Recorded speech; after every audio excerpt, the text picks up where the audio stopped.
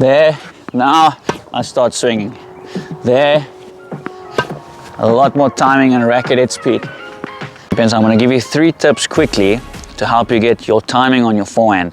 I know a lot of you have your forehand as your weapon, and when the forehand timing is out, the whole game just falls apart. Stay tuned. I really want you guys to understand that there's a big difference between your turn and your taking your racket back. Okay, you're going to lose out on so much rhythm if you take your racket back too soon. Okay, because then your racket's going to stop there, you're going to wait for the ball, you're going to lose rhythm, and as a result you'll lose power in as well. What I always teach my players is, however you want to put it, you want to turn your body to the side, or you want to turn your strings to the side fence. Just get your racket on the right side of the body. Then the racket take back only starts initiating close to when the ball bounces. What this is going to allow you to do, you're going to get the power from the hip turn, and then as the ball bounces, you start initiating the turn, and now there will be momentum. So from the side, what's going to happen is you're going to turn, and then you'll have momentum from here. You see, as you start taking your racket back, there shouldn't be any stop, because if you stop here, then you lose timing. So that's why you can't take the racket back and then wait. Turn to the side, ball bounces, and then you start initiating. It happens so quick you can't see it. This is also going to help you with the lag automatically. Let me show you quick. Okay guys, so Annie is the coach for today. She's gonna feed me about 4 balls, and I'm gonna show you how I'm losing rhythm if I just take my racket back and then wait. Take my racket back now, wait. There's no rhythm. Wait. So if you think you need to take your racket back and wait, you are completely wrong. Okay, that's not gonna give you timing or rhythm at all. What I'm going to do now is I'm going to turn to the side, and when the ball bounces, I'm going to initiate my turn, and then it'll be a lot more momentum. There, now I start swinging. There, a lot more timing and racket head speed. Notice how my elbow is up. Hold on. Up. Thanks, coach. I just want to tell the audience one more thing. Notice how my elbow is up immediately. As soon as I see the balls on my forehand side, I'm to the side fence, my elbow is up, whatever you want to call it. And then as the ball bounces, I start accelerating. That's going to give you timing. There, then I go. Notice how my racket doesn't stop as I start swinging. There's the bounce. So notice as the ball bounces, I only start initiating, and then there's no pause. Okay, step 2 guys, step 2. If you have a decent coach, they probably have told you, get your left arm to the ball for timing and rhythm on your forehand. And yes, that's right. But there's 2 problems with this.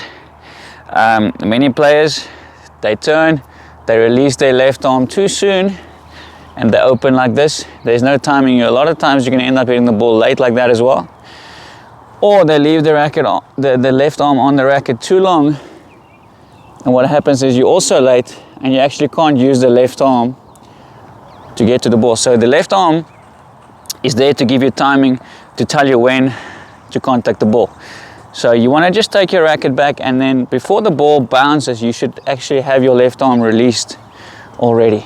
There we go. There, I'm going to show you what it looks like when I hit it. Okay guys, the first wrong one, I want to show you how I lose timing if I let my left arm go too soon. So there, too soon, my whole body is open, too soon.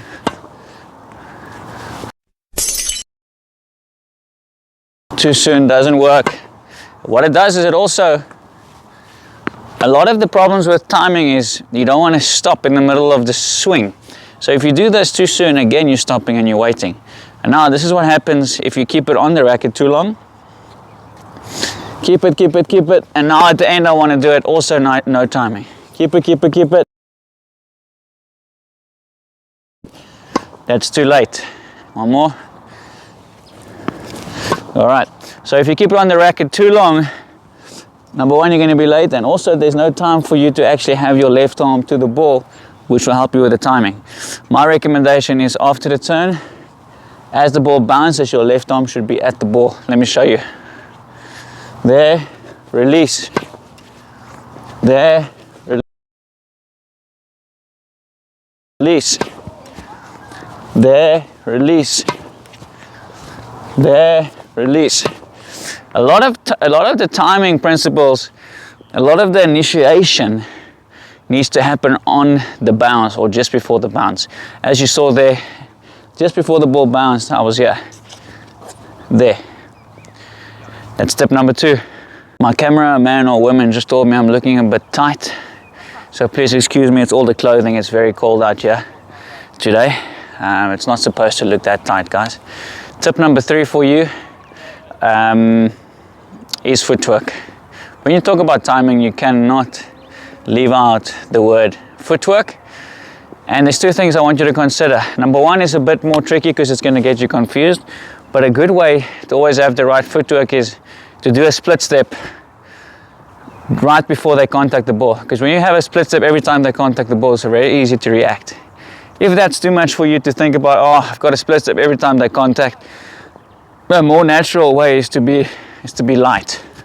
If you're always light on the ground and giving enough steps, that should also help you with your timing. Let me show you. So the first tip on the footwork is going to be split step every time my opponent feeds the ball or hits the ball. That's going to help me with timing. Split and then move. Split and then move. Split and then move. Split and then move. Split and then move. So as you can see, it does help with footwork, it does help with timing. It's a lot to think about though. Now the next one, all I'm going to think about, this one is a bit more natural. All I'm going to think about is light and giving enough steps before I hit it. Okay? So I'm light, really giving enough steps. Giving enough steps. Giving enough steps. One more. Because what a lot of players do is they don't realize, but when the ball comes straight to them, they think they don't have to move and they can just wait, which would look like this. You end up being lazy, you don't give enough steps, and then under pressure, you're going to start missing because you're not, see like there, you're not in proper position. Just by adding more steps, one more there, Coach Annie, adding more steps, you are in business, guys. Do those 3 things and your forehand timing will be better today, immediately. Guys, before I let you go, please won't you subscribe, like this video. That's where you support me. I really appreciate all of you guys, and I wanted to let you know, if your forehand timing is right, the next step is how do you get 10 times more power? You can see how on the video on the screen right now.